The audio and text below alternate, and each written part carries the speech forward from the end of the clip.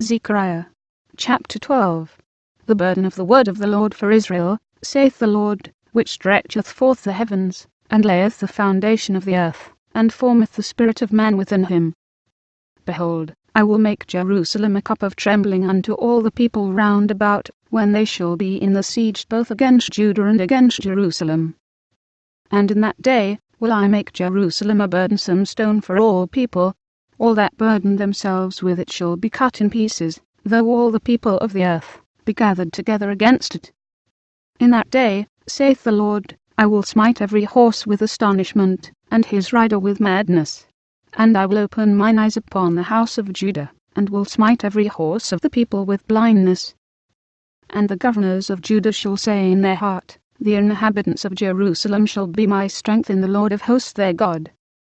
In that day will I make the governors of Judah like an hearth of fire among the wood, and like a torch of fire in a sheaf. And they shall devour all the people round about, on the right hand, and on the left. And Jerusalem shall be inhabited again in her own place, even in Jerusalem. The Lord also shall save the tents of Judah first, that the glory of the house of David, and the glory of the inhabitants of Jerusalem do not magnify themselves against Judah. In that day shall the Lord defend the inhabitants of Jerusalem, and he that is feeble among them at that day shall be as David, and the house of David shall be as God, as the angel of the Lord before them. And it shall come to pass in that day, that I will seek to destroy all the nations that come against Jerusalem. And I will pour upon the house of David, and upon the inhabitants of Jerusalem, the spirit of grace and of supplications.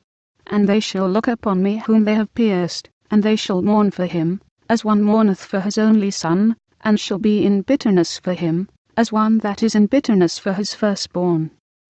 In that day shall there be a great mourning in Jerusalem, as the mourning of Hadad-rimmon in the valley of Megiddon. And the land shall mourn, every family apart, the family of the house of David apart, and their wives apart, the family of the house of Nathan apart, and their wives apart, the family of the house of Levi apart, and their wives apart, the family of Shimei apart, and their wives apart, all the families that remain, every family apart, and their wives apart,